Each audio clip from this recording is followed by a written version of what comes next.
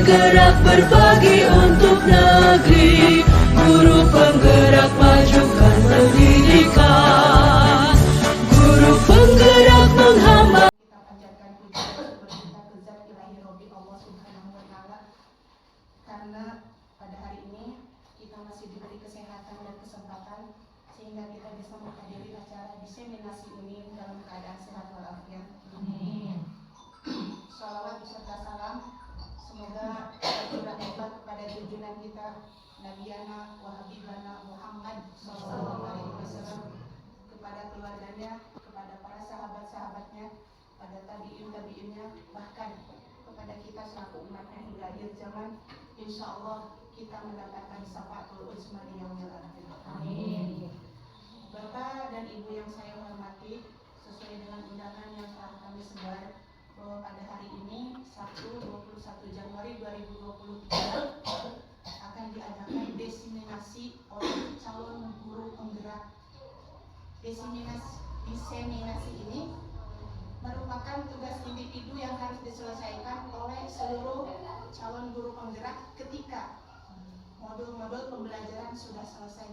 Jadi Bu, mungkin setiap modul pasti diadakan diseminasi. Begitu? Untuk modul satu aja. Oh, modul Ya, satu aja. ya, dulu. Sebenarnya yang diwajibkan untuk mengikuti diseminasi ini biasanya itu adalah guru penggerak, karena mungkin jadi pembahasannya akan nyambung kalau ya, tapi tidak menutup kemungkinan kita yang tidak mengikuti guru penggerak pun tidak ada salahnya untuk mengikuti. Dan kebetulan di jenjang SD di Kecamatan Cipende itu belum ada guru penggeraknya, tapi tidak menutup kemungkinan bagi kita untuk mengikutinya. Dan insya Allah jika Allah mentakdirkan kita lolos seleksi calon guru penggerak, diseminasi ini akan banyak manfaatnya bagi kita.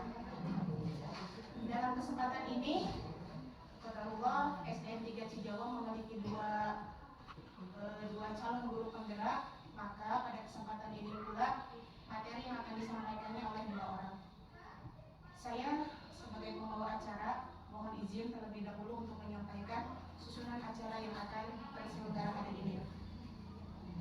Susunan acara ini adalah yang pertama pembukaan, yang kedua sambutan atas nama kepala sekolah, yang ketiga sambutan dari praktek pengajar, yang keempat pemaparan materi diseminasi yang akan disampaikan yang pertama oleh Bu Ali Sukaisi, yang kedua Bu Dede Haryani, yang keempat diskusi atau tanya jawab, dan yang kelima adalah doa tutup. Untuk acara yang pertama pembukaan, marilah kita buka acara ini dengan membacakan basmalah bersama-sama. Mudah-mudahan acara ini sukses dari awal sampai akhir. Acara yang kedua adalah sambutan atas nama kepala sekolah. Kepada Ibu Mariani kami persilakan. Apunten tidak wakil rumah tekagungan ibu, tekagungan bapak, yang kan alhamdulillah yang disepuhkan. Bismillahirrahmanirrahim. Assalamualaikum warahmatullahi wabarakatuh.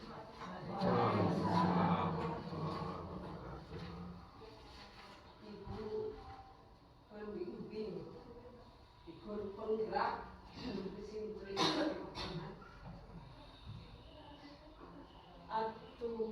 bapak-bapak, ibu-ibu, hadirin sami-sami hadir di acara kami bersama.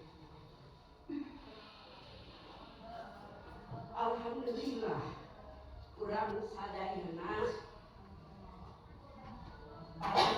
biasa menghadiri acara kegiatan ini.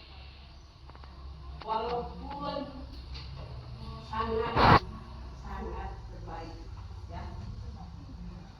Alhamdulillah, di dalam kesempatan ini kita bisa menjalin silaturahmi antara guru yang lain dengan guru SD 3 Cijawa. Dan kepada selanjutnya kami hanya sebagai bukan kepala sekolah, hanya yang paling tua di sini. Hanya yang paling tua di sini. Yang orang keren. Jadi kepala sekolah bukan, pejabat bukan. Saya itu sebagusnya ke rumah sebagai sesepuh SD 3 Cicawe. Banyak-banyak terima kasih kepada ibu-ibu, bapak-bapak hadirin yang sami-sami hadir. Dina ieu acara tiasa berjalan dengan lancar. Mudah-mudahan singkuring atas nami sepuh tadi malah singkuring teh ngahaturkeun nuhun ucapan selamat boh pilih hampunten pilih samudaya kalepatan singkuring khususna dina pengantenan atau dina jamuan dina tempat singkuring mohon maaf yang sebesar-besarnya. Sakieu buktasna pamitan Bu gitu. Tah ku ayana kegiatan ieu mudah-mudahan urang sadayana teh tiasa leuwih dalam pembelajaran bisa lebih meningkat. Itu dalam memberikan pembelajaran. Nah, supaya untuk itu saya menghimbau kepada yang kedua guru penggerak ini, semoga sukses berjalan dengan lancar. Amin. Akhirul kalam. Assalamualaikum warahmatullahi wabarakatuh. Waalaikumsalam warahmatullahi wabarakatuh. Waalaikumsalam warahmatullahi wabarakatuh. Yang terhormat Ibu PT CDP Angkatan 7, yang terhormat Bapak dan Ibu guru dari saya tidak bisa menyebutkan ya Bu ya sekolah-sekolahnya, dari semua sekolah yang hadir pada kesempatan hari ini. Saya ucapkan terima kasih atas kehadirannya pada acara diseminasi budaya positif modul 1.4 untuk calon guru penggerak angkatan 7. Saya mohon maaf Ibu ya kepada Ibu semuanya. Mungkin pada hari ini Bapak dan Ibu guru ada kegiatan mau kemana ya, ada acara apa, panginten kalau ke wakosna nyebunya hapusnya pisan ya.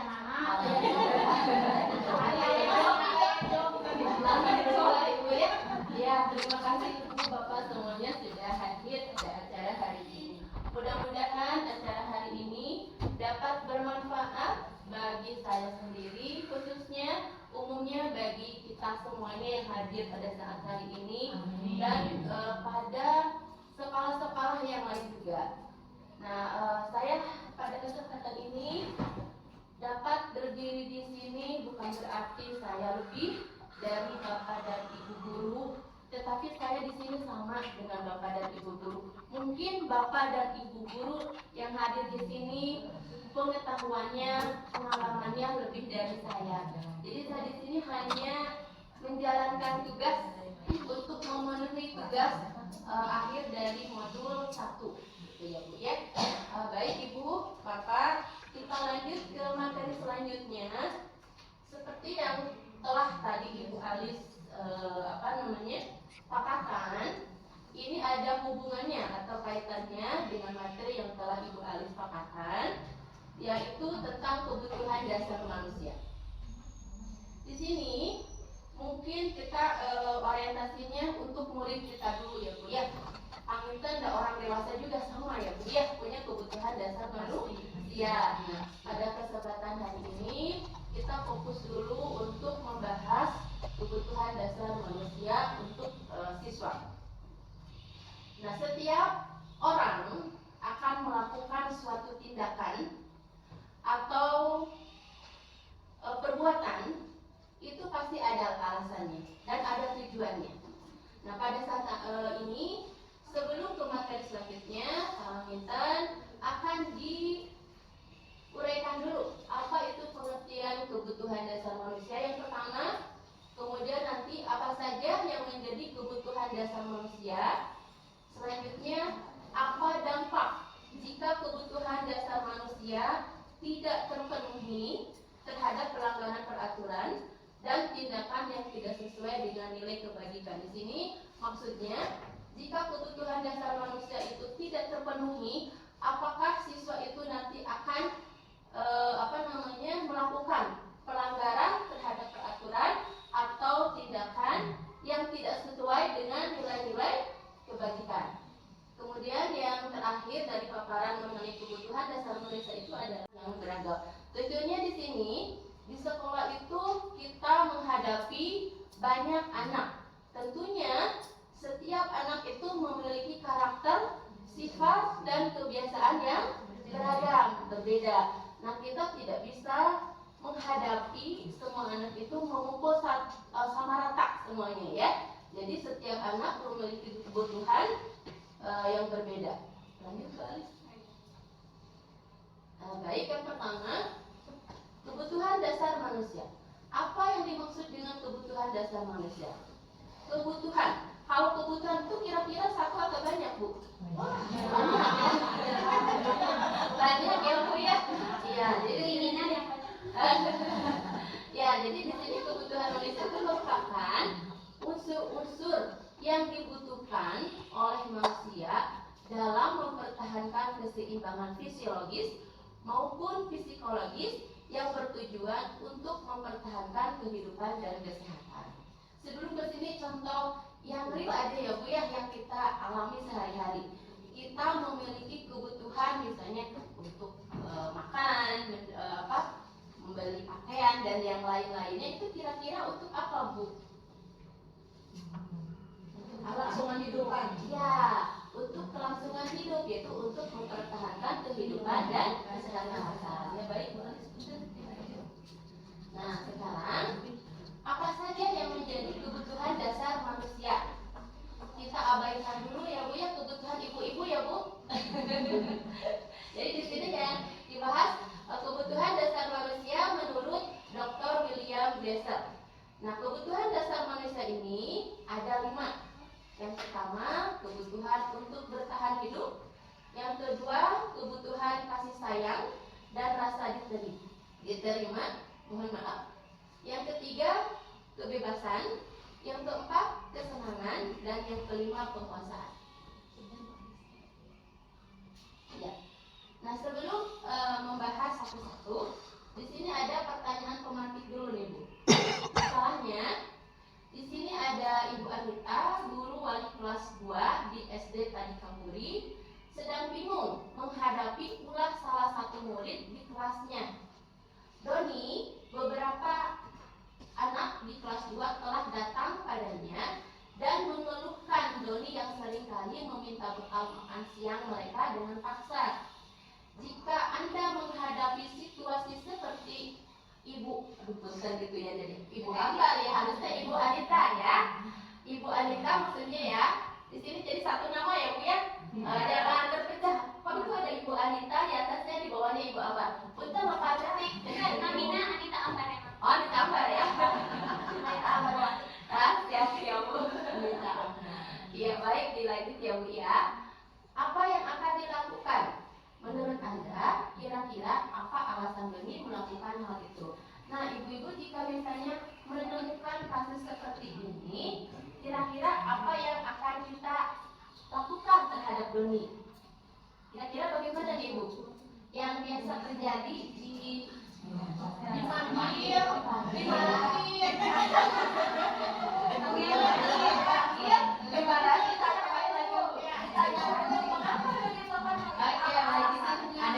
ada dua jawaban ya. Menurut Bulan dipanggil langsung dimarahin ya Bu ya, langsung untuk sakot gitu ya. Iya. Kalau Bu Nani ditanya dulu. Iya baik. Iya sih bagus. Iya bagus ya. Nah di sini nyambung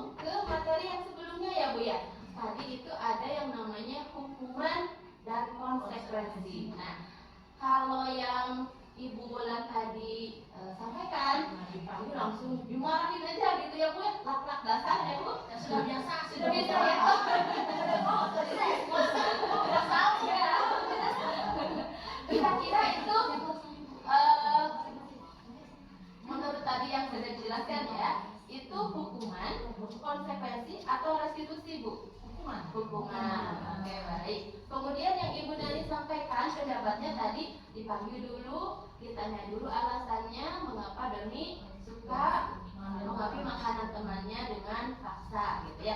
Ya, nah di sini kita ada dua perbandingan. Kalau yang Bu Nani kira-kira itu hukuman, konsekuensi atau restitusi? Kayaknya Restitusi, ya. Nanti akan dibahas dalam langkah-langkah restitusi, nanti ada tiga segitiga restitusi ya. Baik, kira-kira menurut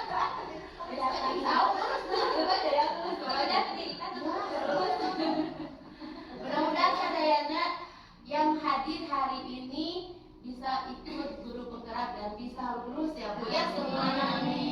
Jadi kita di sini bukan karena kita lebih hebat, tidak, mungkin karena Allah sudah mengizinkan pada angkatan 7 ini kita bisa mengikuti CGP. Mudah-mudahan semuanya Allah mengizinkan pada angkatan 9 ini semuanya bisa ikut dan lulus CGP. Maaf ya, ada iklan dulu barusan. Kita lanjut lagi ya. Nah, menurut Bapak dan Ibu, tadi ada hukuman, ada restitusi. Kira-kira mana yang akan membuat karakter terhadap anak dalam jangka waktu panjang?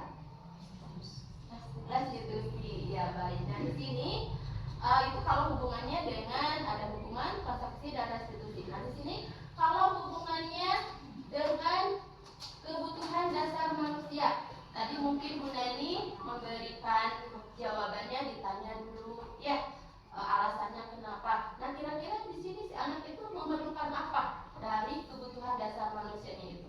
Yang tadi 5 itu.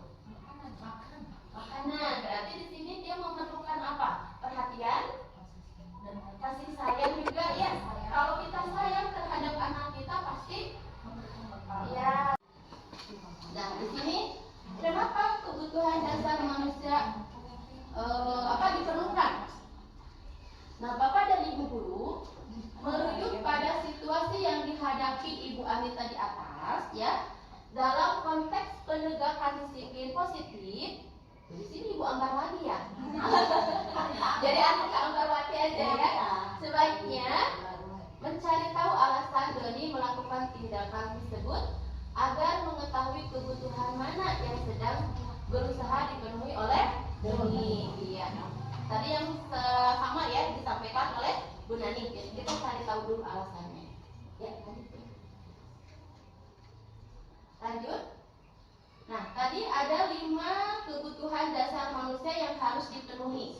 Nah, jika kebutuhan dasar manusia itu tidak terpenuhi, apakah akan berdampak terhadap pelanggaran peraturan dan tindakan yang tidak sesuai dengan nilai-nilai kebajikan? Nilai-nilai kebajikan tadi sudah Ibu Alis jelaskan ya Bu ya. Jadi kita langsung aja. Nah, kira-kira menurut Ibu pada saat kebutuhan dasar manusia tidak terpenuhi, apakah mungkin ada peluangkah si anak untuk melakukan tindakan yang tidak sesuai dengan nilai-nilai kebajikan? Kira-kira mungkin ya si anak? Mungkin ya pasti, mungkin ya. Kemungkinan besar si anak jika kebutuhan dasarnya tidak terpenuhi akan melanggar peraturan atau tindakan yang tidak sesuai dengan nilai-nilai kebajikan. Mungkin seperti tadi yang dilakukan oleh Doni. Doni tidak membawa bekal ke sekolah. Mungkin aja dia di rumahnya ada apa gitu ya, orang tuanya kurang perhatian dari orang tua, kurang kasih sayang, atau juga mungkin kondisi ekonomi dari keluarganya yang kurang. Kita tidak tahu ya. Nah di sini sehingga karena kebutuhan dasar manusia yang dialami Doni itu ada yang tidak terpenuhi, sehingga Doni melakukan tindakan yang tidak sesuai dengan nilai kebajikan, gitu ya. Nah, tetapi jika kebutuhan dasar manusia itu terpenuhi, kira-kira si anak itu akan timbulkah karakter-karakter nilai kebajikannya? Timbul insya Allah ya, walaupun mungkin tidak 100% lah ya, namanya juga manusia ya, tidak sempurna. Tapi mungkin lebih besar, lebih banyak kemungkinan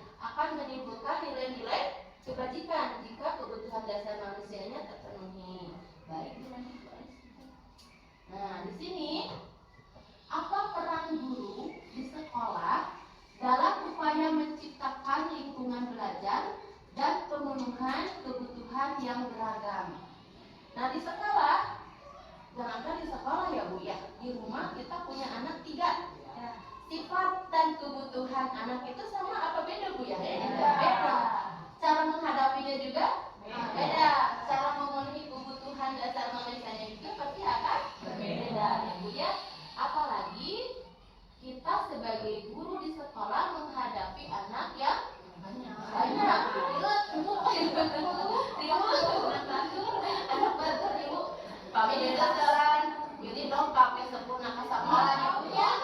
Ya diontrok, dilaporkan ke polisi nih kayaknya punya repot ya namanya nyebut. Nah di sini bagaimana nih peran guru supaya menciptakan lingkungan belajar dan pemenuhan kebutuhan anak yang beragam. Nah di sini murid kita itu mempunyai gambaran dunia berkualitas mereka. Mereka punya gambaran pencapaian yang ingin dicapai oleh mereka yang berbeda, tidak sama setiap orangnya. Tentunya sebagai guru kita ingin mereka atau siswa kita memasukkan hal-hal yang bermakna dan nilai-nilai kebajikan yang hakiki ke dalam dunia berkualitas mereka. Jadi misalnya yang sikap-sikapnya, keahliannya apa. Jadi kita juga harus beda. Misalnya si Akma sukanya matematika, tapi dia tidak suka bahasa Indonesia.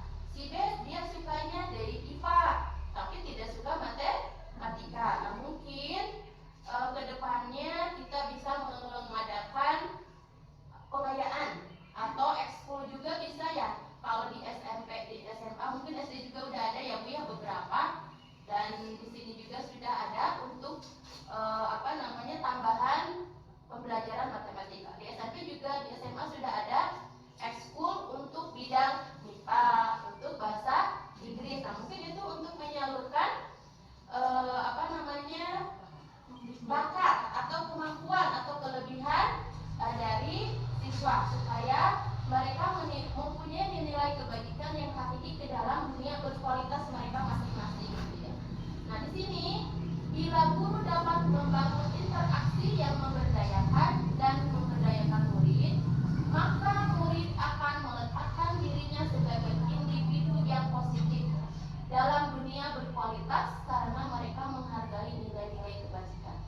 Jadi di sini maksudnya jika guru bisa mengarahkan, mengembangkan dari setiap nilai-nilai yang dimiliki oleh murid, insya Allah murid itu akan memiliki nilai-nilai yang positif yang timbul dari dirinya sendiri. Bentar upami dipaksa ya Bu. Sepatutnya kabili gaduh barangkali misalnya sok cobi ngiringan les tetapi kursus ini gitu ya, kursus komputer tetapi kursus bahasa Inggris. Da alim orang kali na alim mah Bu. Sanes kersa angkat, ngabutet gue gitu ya. Malah ambek-ambekan nah gitu ya. Jadi di sini kalau pada saat kita memaksakan suatu nilai kebaikan kepada anak, tetapi diri anak sendiri juga dia tidak memiliki gambaran yang berkualitas pada dirinya sendiri, itu tidak akan menimbulkan nilai-nilai yang positif. Bahkan malah sebaliknya, malah jadi marah-marah gitu ya, jadi malas dan begitu ya Bu ya.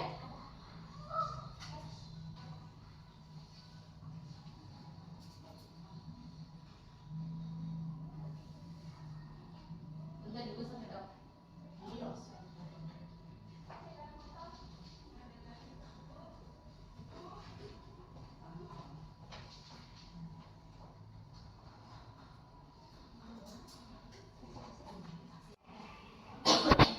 Nah, di sini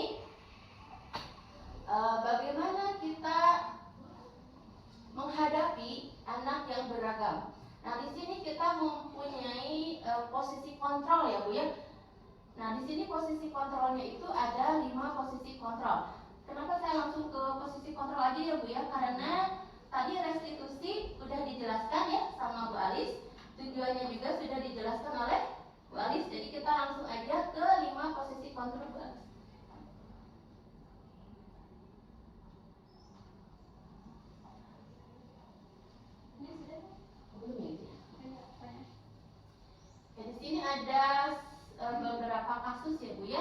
pertama, Tisa dan Hana dipanggil masuk ke ruangan Ibu Dewi.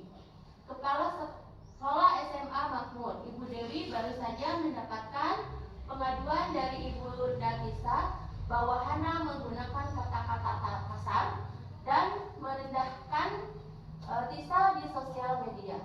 Itu kasus yang pertama. Nah, di sini kira-kira apa yang akan kita lakukan sebagai guru untuk menangani kasus Tisa dan Hana? Sebelum saya menjelaskan, nanti di sini ada 5 posisi kontrol ya. Ada penghukum, ada merasa bersalah, ada sebagai teman, kemudian ada sebagai manajer ya. Nah, sebelum ke sana coba kita telaah dulu nih. Dan kita mah sering ya Bu ya di sekolah banyak masalah beraneka ragam gitu ya. Masalah kurang ajar juga mah gitu kan ya Bu. Terus jadi sebutan orang tua mah gitu. Nah, kira-kira apa yang akan dilakukan oleh seorang guru untuk mengatasi masalah Tisa dan Hana?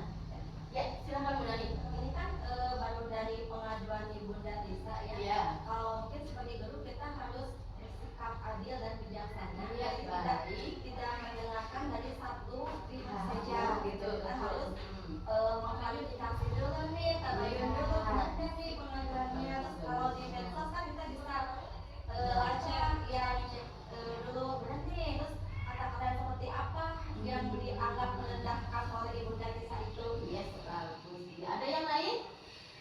Yang mau memberikan pendapatnya? Atau kita percepat aja ya? Cepat aja. Cukup ya, satu pendapat dari Bu Nani itu sudah bagus. Nah, mungkin nanti di sini ada yang namanya sebagai manajer gitu ya. Nanti akan akan dibahas. Kemudian ada restitusi segitiga. Tadi yang disampaikan Ibu Nani itu udah bagus ya. Jadi pada saat ada suatu masalah, kita tidak langsung memberikan solusinya, tetapi harus mencari dulu apa masalahnya. Kemudian setelah itu kita cari solusinya bagaimana untuk anak itu kembali ke kelompoknya menjadi pribadi yang lebih baik dan lebih kuat ya. Bu, harus langsung aja masalahnya dulu tidak usah. Nah, ini ya Bu ya. Di sini ada 5 posisi kontrol ya Bu ya.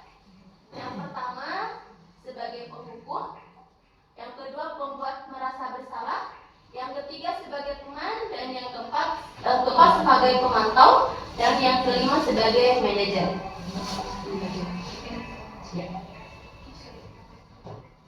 Nah, kita langsung yang ini aja ya Bu ya. Tadi penghukum sebetulnya garis besarnya sudah dijelaskan oleh Bu Alis ya. Tadi ada hukuman, ada konsekuensi, itu hampir sama. Nah, di sini kalau penghukum biasanya kata-kata yang keluar yang menunjukkan bahwa guru itu posisi kontrolnya sebagai penghukum itu apa kira-kira ya Bu? Membentak. Hukuman itu bisa dalam bentuk fisik, bisa juga dalam bentuk verbal ya Bu ya. Kira-kira kata-kata apa yang bisa diindikatorkan bahwa guru sebagai penghukum? Biasanya apa tuh? Ya, itu memaksa kan ya? Gitu, terus apa lagi? Menyalahkan. Nah, gitu. Kadang juga ada nunjuk ini tak pakai kapur mah abi nuju SD kantos di Boledong Bu. Gitu ya. Tapi dah kapungkur mah Bu, orang kali kapungkur mah benten sareng orang kali. Ayeuna sepuh kapungkur benten sareng sepuh. Ayeuna gitu ya. Kami ayeuna mah pamiten diri janten masalah. Di sini nanti ada pamitan kita harus di posisi apa sebaiknya gitu ya. Nah, tadi sama Bu Nani dan sama rekan-rekan yang lain sudah disebutkan kira-kira kalimat atau kata-kata yang mengindikasikan atau mengindikatorkan sebagai penghukum. Nah, di sini juga ada contohnya, udah dilewat aja Bu Ali biar lebih cepat. Nah, kemudian yang kedua, posisi kontrol sebagai pembuat merasa bersalah.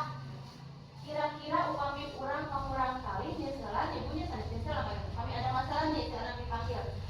Tujuan kita dalam hati ada nggak rasa supaya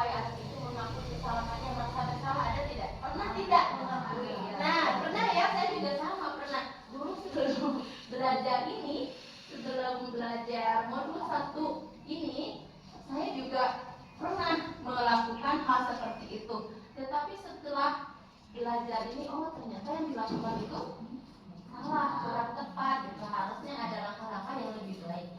Nah di sini contoh kalimatnya apa yang membuat merasa bersalah. Ini ada, misalnya ibu sangat kecewa sekali dengan kamu. Terus apalagi kira-kira ibu yang pernah ibu katakan ke anak-anak di sekolah? Cingarunya aku kayak gitu. Awas atau ke orang tua gitu, banyak panggilnya gitu ya. Nah itu posisi kontrol kita di sana adalah sebagai pembuat merasa bersalah ya. Nah di sini di posisi ini murid akan memiliki penilaian diri yang buruk tentang diri mereka. Berarti baik tidak ya Bu ya yang kita lakukan selama ini? Tidak ya, enggak ya. Murid merasa tidak berharga dan telah mengecewakan orang-orang yang disayanginya atau di sekitarnya ya. Baik, silakan Bu Alis. Maaf ya, rada agak dikebut ya. Gila ayo nu gade angkat-angkatan tadi atas nyarius Bu. Angkat sudah Bu. Ya lanjut.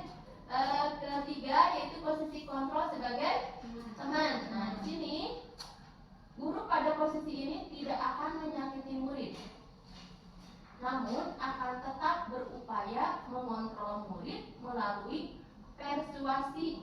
Posisi teman pada guru bisa negatif atau positif. Nah, positif di sini berupa hubungan baik yang terjalin antara guru dan murid. Ya, ya merasa bersalah nggak kalau dengan teman biasanya? Dengan pembicaraan yang halus dari murid, dari gurunya gitu ya, masih taunya. Kira-kira akan ada tidak merasa bersalah pada diri murid? Kurang ya, ada tapi tidak seperti dengan yang tadi nah itu ya. Di sini jadi murid juga tidak akan mungkin masih gue nah gitu kan. Ada yang saya nggak suka sama ibu guru itu karena gini. Nah mungkin di sini tidak akan terjadi seperti itu. Jadi pada saat kita posisi kontrolnya sebagai teman, hubungan yang terjalin antara guru dan murid itu akan tetap baik-baik saja ya. Nah di sini guru di posisi teman menggunakan hubungan baik dan humor untuk mempengaruhi seseorang. Mereka akan berkata, ayolah nanti mah bisa berubah ya nak ya. Atau dengan kata-kata yang bagaimana ibu-ibu kira-kira yang pernah disampaikan kepada anak-anak? Nah, pasti bisa ya, bisa dengan lemah lembut gitu ya. Biasanya ada kata ayo, nah itu ada kata kuncinya ayo itulah ya. Lanjut Bu.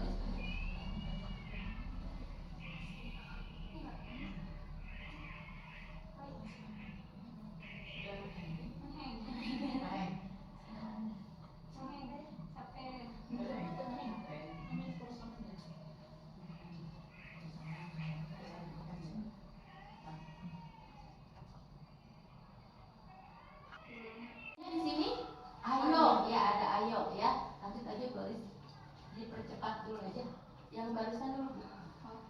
Nah setelah ini, nah bagaimana perasaan murid bila ditegur seperti cara yang tadi ya, tidak dibentak-bentak, kemudian tidak dia merasa bersalah, tapi diposisikan sebagai teman oleh gurunya. Nah di sini hal negatif dari posisi teman, tadi kan yang positifnya ya Bu ya, di sini yang negatifnya. Hal negatif dari posisi teman adalah bila suatu saat guru tersebut tidak membantu, maka murid akan kecewa dan berkata, saya pikir bapak atau ibu teman saya. Berarti di sini jangka pendek atau jangka panjang penanaman karakternya? Jangka pendek ya, jadi bisa berubah kapanpun juga ya. Ada ketergantungan di sini. Nah murid merasa dikecewakan dan tidak mau lagi berusaha. Nah hal ini, hal lain yang mungkin timbul dalam murid hanya akan bertindak untuk guru tertentu. Jadi penanaman karakter baiknya hanya untuk ibu itu aja. Misalnya ibu A mah baik terhadap saya gitu ya. Ibu mah beda, ibu B mah beda dengan ibu A. Nah gitu ya, mungkin itu maksudnya. Lanjut Pak. Nah baik, yang keempat posisi kontrol sebagai pemantau. Nah di sini memantau itu berarti mengawasi. Nah pada saat kita kita mengawasi, kita bertanggung jawab atas perilaku orang-orang yang kita awasi. Contohnya misalnya, ada ibunya tuh sebagai pemantau, posisi kontrolnya. Itu biasanya peraturannya apa? Ya, apa yang telah kamu lakukan? Sanksi atau konsekuensinya apa jika kamu melakukan kesalahan? Itu contoh kalimat-kalimat sebagai posisi pemantau ya.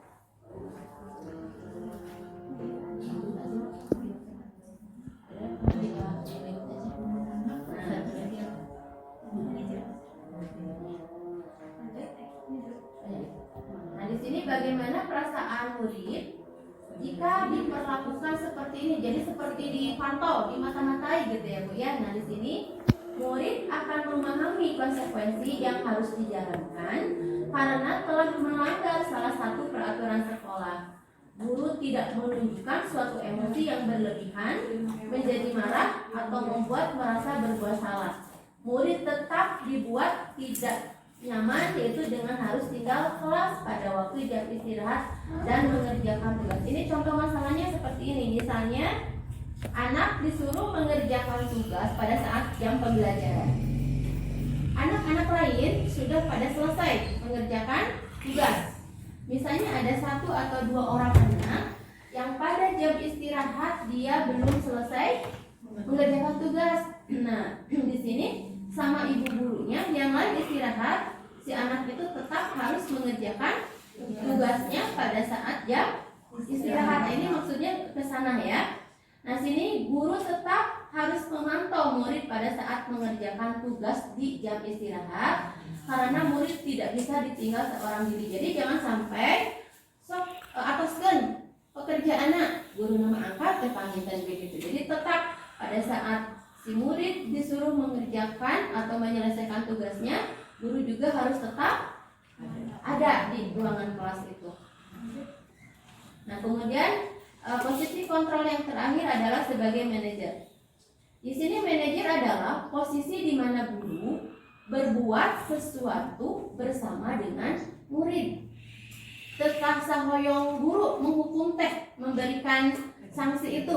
Jadi kita sama-sama dengan murid. Mungkin tadi ada hubungannya dengan keyakinan kelas ya, yang sudah dijelaskan oleh Bu Alis. Karena keyakinan kelas itu bukan guru yang membuatnya, tetapi sama-sama dengan murid gitu ya. Nah, di sini guru mempersilahkan murid mempertanggungjawabkan perilakunya, kemudian mendukung murid agar dapat menemukan solusi atas permasalahannya sendiri. Jadi di sini pada saat murid sudah tahu kesalahannya, kita tanya lagi ke mereka. Setelah kamu tahu kesalahan ini, kira-kira kamu akan memperbaikinya atau tidak?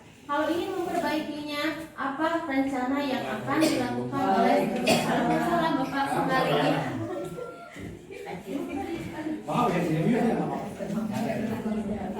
Dirijeng sumping ke Bapak Kepala Sekolah, Bapak sama turnuhun Bapak kasumpingan anak. Bentar Bapak dilanjut supaya ya maka dilanjut ya Bu. Ya. Nah, di sini seorang manajer telah memiliki keterampilan di posisi teman maupun pemantau, karena setiap permasalahan itu bagaimana sudut pandang kita untuk menyelesaikan masalah tersebut ya Bu ya. Mungkin aja kita bisa posisinya sebagai teman, mungkin aja posisinya kita bisa sebagai pemantau. Nah, di sini jadi kalau seorang manajer dia udah bisa posisinya sebagai teman dan juga sudah bisa posisinya sebagai pemantau. Asal jangan aja sebagai posisinya sebagai penghukum. Nah, itu ya. Nah, di sini maka kita perlu namun bila kita menginginkan murid-murid kita menjadi manusia yang merdeka, mandiri dan bertanggung jawab, maka kita perlu mengacu pada restitusi yang dapat menjadikan murid kita seorang manajer bagi dirinya sendiri. Jadi dia bisa mengontrol itu bukan dikontrol oleh orang lain, tetapi dia dikontrol untuk menjadi pribadi yang lebih baik dan lebih kuat itu oleh dirinya sendiri gitu ya. Di sini tadi tulis langsung aja lah ke sini. Nah, iya. Nah, di sini indikator seorang guru sebagai manajer itu biasanya nada suaranya akan tulus, tidak seperti emosi. Emosi mah benten ya Bu ya. Volumenya oke tinggi, gogorohan gitu ya. Nah, kalau di sini suaranya lebih tulus, lebih ikhlas gitu ya. Nah, bahasa tubuh juga tidak kaku ya. Terus mendekat ke murid, minta gogorohan, ya siapa nih, keberangan baik. Nah, tidak begitu ya. Tapi si muridnya didekati atau mungkin juga bisa diajak ke kantor, bicara berdua. Tidak, si anak itu tidak dipermalukan di depan orang banyak gitu ya. Nah, itu jadi lebih lebih bijaksana kita memberikan pengarahan kepada murid. Nah, di sini. Tadi juga udah sepintas ya sama Bu Alis yang ini ada kaitannya juga. Nah, di sini tadi ada 5 posisi kontrol. Yang pertama penghukum, yang kedua pembuat orang merasa bersalah, yang ketiga sebagai teman, yang keempat sebagai pemantau, dan yang kelima sebagai manajer. Nah, di sini kontrol mana yang termasuk kontrol negatif yang kurang baik? Nah, di sini penghukum ya. Membuat orang merasa bersalah. Ibu pernah nggak kita di sekolah melakukan kontrol itu buat Tidak puas kalau anak belum nyawa. sama saya juga ibu sami begini. Nah, tapi mudah-mudahan ibu ya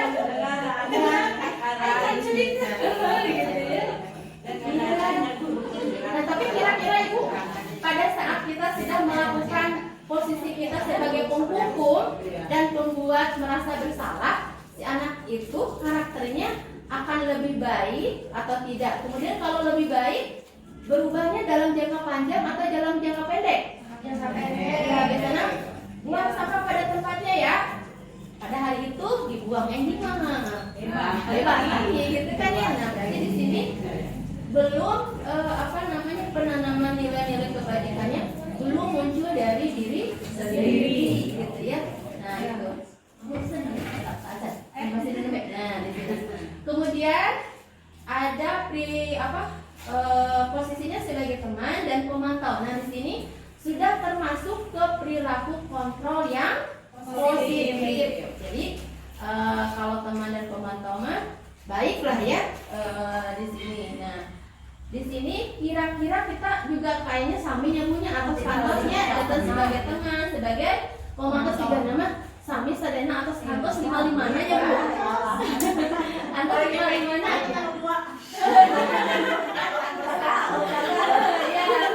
itu kantor 5-5 lah nyebutnya. Nah, di sini kalau tadi di sini sebagai teman membuatkan alasan-alasan untuk murid-muridnya ya, kita percepat aja lah ibu-ibu ya. Udah lanjut ke yang satu lagi, kontrol diri. Nah, di sini yang terakhir itu adalah posisi kontrolnya sebagai manajer. Pada saat guru sudah memposisikan dirinya sebagai kontrol manajer, maka insya Allah lah ya Bu, sebagian besar akan menimbulkan kontrol diri pada diri anak itu sendiri. Jadi terkedah diwak-wak orang, terkedah mau di tengah wek-wek. Insya Allah si murid dia sudah tertanam nilai-nilai kebajikannya pada diri sendiri. Kalau sudah tertanam, dia akan bisa mengontrol diri sendiri. Misalnya begini, anak sudah tahu dampak dari bahaya merokok. Tahu kalau merokok itu tidak baik, akan merusak kesehatan. Terkedah diwak sendiri, pasti anak itu udah bisa mengontrol pada saat dia ditawari oleh temannya juga, insya Allah mau tersalin gitu ya, karena dia sudah bisa mengontrol diri sendiri, tidak usah dikasih tahu lagi. Ya dilanjut Bu, jangan lewat aja. Itu ya. Ini tadi adalah posisi kontrol kita sebagai guru itu ada 5. Nah, tadi yang bagus itu kira-kira yang mana Bu ya? Manajer. Nah, di sini ya, pada posisi manajer. Pada posisi manajer ini itu berhubungan dengan restitusi segitiga, ya. Nah, jadi kalau kita ingin posisi kita di posisi manajer, ada langkah-langkahnya yaitu yang disebut dengan restitusi segitiga. Nah, dipercepat ibu-ibu punten ya. Nah, di sini pada segitiga restitusi ini ada 3 langkah untuk mengatasi masalah-masalah yang terjadi di sekolah pada siswa-siswa kita. Yang pertama dengan langkah menstabilkan identitas, yang kedua memvalidasi tindakan yang salah, dan yang ketiga menanyakan keyakinan. Nah, seperti tadi saya sudah memberikan sebuah kasus ya. Bu Nani tadi sudah bilang, jadi kalau ada masalah itu ditanyakan dulu. Nah, itu maksudnya kemana? Nah, di sini Menanyakan keyakinan. ya udah kita insya Allah Bu Nani lulus kan? Amin. Lulus insya Allah Bu Nani ya. Nah, di sini saya akan bagikan semuanya atau program aja. Ini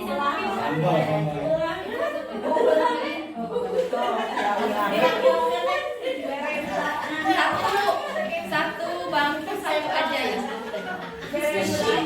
Harus ada sampel ya.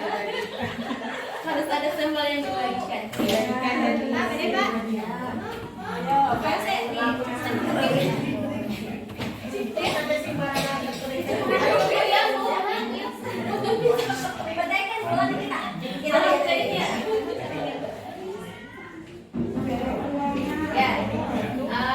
Di sini ada perbincangan antara Pak Joko dan muridnya Mario dan Andi. Ya, di sini masalahnya saya tidak tampilkan di sini Jadi gini masalahnya, Mario dan Andi itu pada jam istirahat mereka melempar-lempar makanan di kantin. Nah, tidak sengaja makanan itu kena wajah Ibu Dian. Nah, kira-kira apa yang harus dikerjakan oleh Pak Joko? Di sini Pak Joko itu adalah sebagai kepala sekolah. Nah, di sini ada ada diskusinya. Iya punten terbalik ya. Terima kasih Bu Nani. Iya. Silakan dibaca dulu.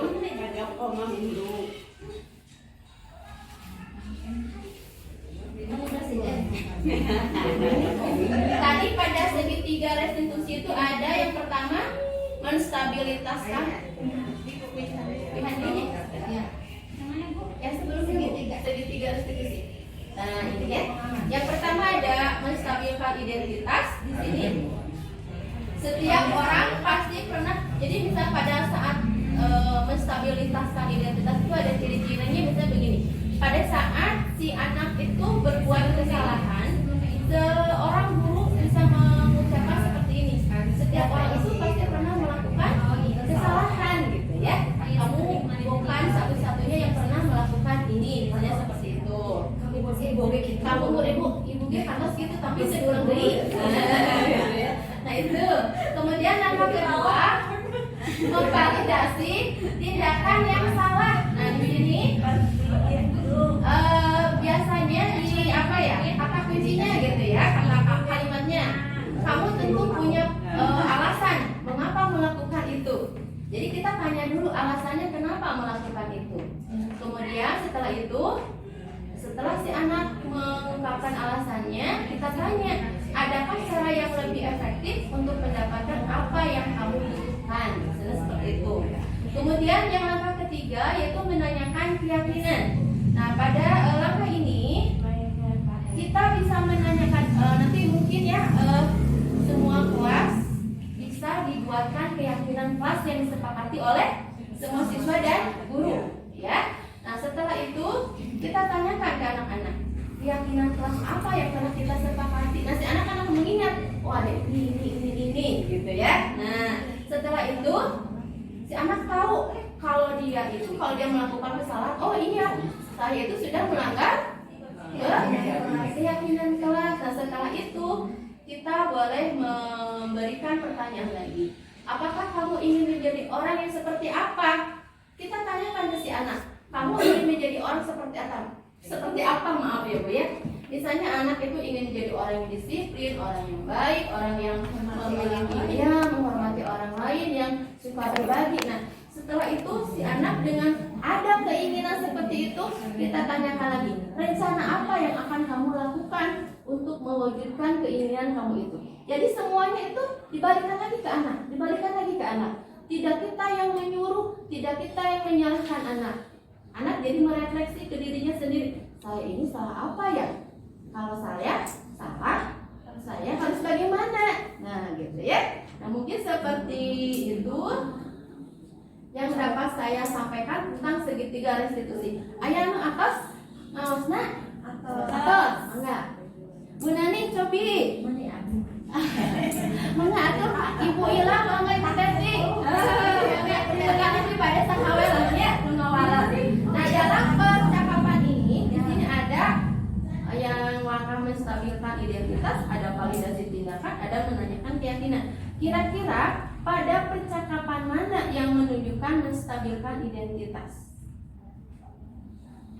Berarti Pak Joko yang bicaranya ya? Ya, yang perkataan mana yang menunjukkan kalau itu menstabilkan identitas? Nah, iya, pintar. Lulus, iya, bagus, ya udah betul ya. Kemudian yang langkah kedua ya, yaitu validasi tindakan. Kalimat Pak Joko yang mana yang menunjukkan bahwa itu validasi tindakan? Alasannya apa ya? Ada alasannya ya? Pasti senang banyak. Lulus. Ya, lulus. Ya, tepuk tangan buat Nani dan buat semuanya. Satu lagi Bu, ya itu ya. Yang ketiga itu langkah menanyakan keyakinan. Ini, mari kita bisa tanyakan yang tua. Lulus. Ya, lulus.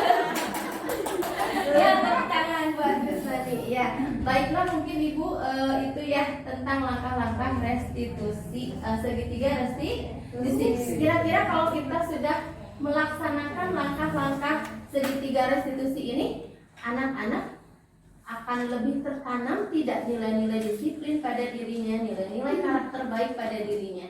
Mudah-mudahan ya, insya Allah ya, tidak dalam 5 menit berubah kembali ke karakternya, mudah-mudahan ya. Tapi insya Allah mudah-mudahan perubahan karakternya itu bisa dalam jangka waktu panjang. Kita sebagai guru tidak atau jangan berhenti. Nah, jangan berhenti berharap, jangan puas ya, jangan udah aja menyerah. Jangan kata bandel. Nah, tidak gitu ya, Pangetan harus tetap berusaha ya. Yes, itu yang paling mantap berdoa yang terakhir ya. Iya. Oke, baik. Lulus mungkin materi modul 1 ini atau 1.4 tentang budaya positif itu sudah sampai sini ya. Semua materinya sudah disampaikan tadi sama Bu Alis dan sama saya sendiri.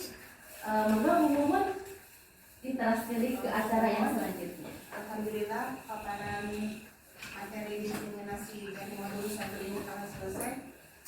Ternyata dengan bahasa yang sekian banyak dan ilmu yang baru, ternyata tugas guru di KM ini cukup berat ya Bu. Bukan hanya administrasi tapi juga bagaimana kita bisa menanamkan nilai-nilai kebaikan kepada siswa, lalu menanamkan nilai yang positif. Itu saya rasa Bu, anak-anaknya awal CGMF rasa bingung.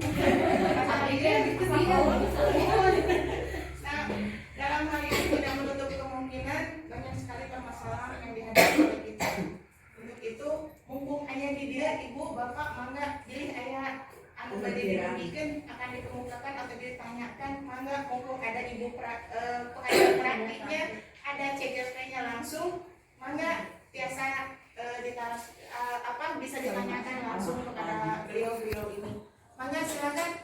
Tapi dalam hal ini pertanyaan akan dibatasi hanya 2 orang saja Bu, karena waktu yang sudah setengah siang dan saya rasa ibu-ibu juga sudah lelah dan lapar. Masih lelah kan? Tadi awalnya udah lelah ya.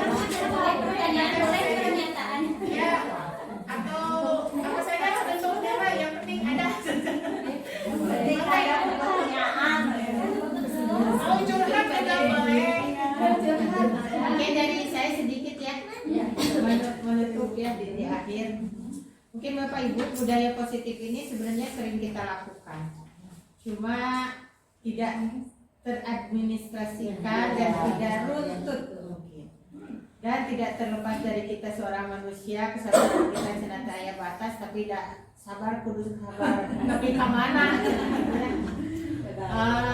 Terkadang ini adalah teori dari filosofi Ki Hajar Dewantara di IKN ini, implementasi kurikulum merdeka. Kalau buat saya jadi nembrak ke awak sorangan alas ya gitu ya. Tapi minimal kita setelah mengetahui teorinya sedikit demi sedikit, gak kalau berubah juga tidak akan 100% saat itu kita berubah 3 Power Ranger belum gitu ya. Minimal sedikit-sedikit. Yang jelas kalau kita ke anak, mungkin salah satu yang sampai saat ini saya tersimpan di mindset saya, di database saya adalah kalau ada anak melakukan kesalahan, jangan pernah mengatakan kenapa kamu melakukan itu, kenapa kamu kesiangan, mengapa kamu kesiangan. 2 kata itu jangan pernah digunakan lagi. Walaupun saya sering gitu, akhirnya kayak osok, hilap diganti dengan kata apa yang menyebabkan kamu kesiangan, apa yang menyebabkan kamu melakukan bla bla bla dan lain sebagainya. Nah, kalau di dalam kami di dalam PDP ini itu dinamakan sistem coaching, ya, bukan sistem menjudgment gitu. Kalau sistem coaching itu ngajak ngobrol gitu.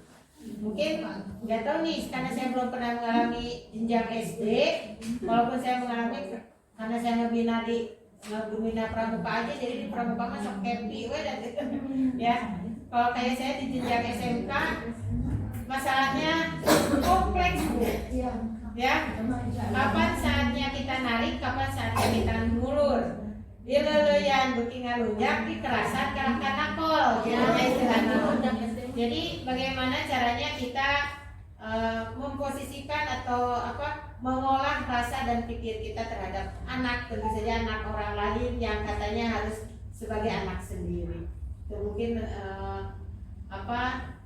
pernyataan ya, tambahan aja dari saya. Dan selamat datang para CGP, mudah-mudahan tahun ini terpanggil.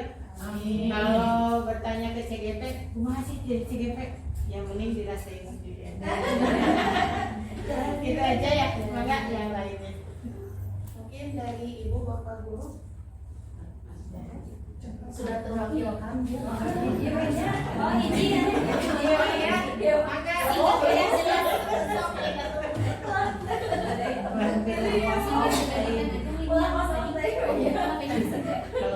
Assalamualaikum warahmatullahi wabarakatuh. Waalaikumsalam. Banyak yang ingin ditanyakan karena mungkin kita belum tahu ya, belum siap ya, kesiangan juga. Kesiangan juga ya. Ya, yang pertama yaitu yang tadi untuk mengakomodir kemerdekaan siswa dalam belajar sesuai dengan peminatannya. Itu mungkin yang kita masih susah kumaha gitu. Soalnya di kelas 5 itu kan kalau di saya itu ada 60 siswa. Pasti dengan 60 keinginan, waktu juga. Nah itu. Jadi kiat apa yang harus kita lakukan, yang kita ambil untuk mengakomodir peminatan dengan begitu banyak siswa di kelas supaya mereka minat itu tersalurkan dan terpenuhi oleh kita sebagai guru. Itu yang pertama. Terus yang kedua tadi ada tentang keyakinan kelas. Tadi mungkin saya tidak mengikuti. Itu kan anak-anak kita sebagai manajer mengembalikan kepada keyakinan kelas yang telah disepakati. Nah itu pertanyaan saya, bagaimana cara kita untuk membuat keyakinan kelas itu, kemudian kapan idealnya dibuat? Mungkin sekian. Assalamualaikum warahmatullahi wabarakatuh.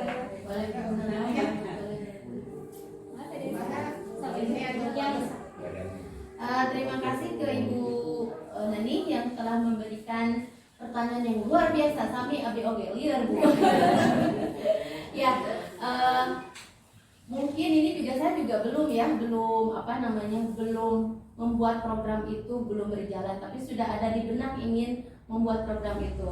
Jadi mungkin di sekolah nanti dibuatkan dulu program membuatkan eskul, ekstrakurikuler yang mungkin sekolah mampu dalam SDM-nya, dan mampu dalam fasilitas sarana dan prasarananya. Nah, mungkin dari program berbagai macam eskul itu, daftar eskul ada A, B, C, D dan selanjutnya. Nanti si siswa silahkan mereka ikuti eskul tersebut yang menurut mereka itu sesuai dengan minat dan bakat mereka. Mungkin seperti itu, tapi biasa minta aja nyebutnya jadi nomor rencana gitu.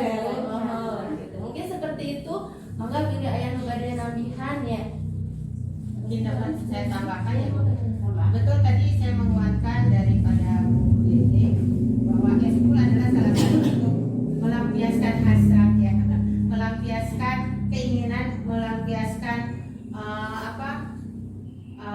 kegiatan yang ingin ini ingin itu dari 60. Tapi tidak menutup kemungkinan kalau di SD mungkin ya wali kelasnya yang rada wali kelasnya, karena kalau di SD kan guru kelas ya, jadi guru kelas yang kedagen ya. Dan saya sempat ketemu dengan DPRD fraksi 10 itu, saya bilang bahwa IKN sekarang pun ternyata sekitar 2 bulan yang lalu kalau dikasih itu sageblek dari A sampai Z, saya bilang gitu ya. Penilaian tetap ada di nilai angka 10 sampai 100, tapi kita harus menilai kalau di saya itu sekitar 35 kepala yang 35 keinginan. Tapi kenapa harus dinilai angka 10 sampai 100? Oh iya, ya. Mereka juga seperti itu. Akhirnya kalau di SD, kalau di rapot di kita itu tetap nilai angka 10 sampai 100, tapi deskripsinya panjang sekali, Bu.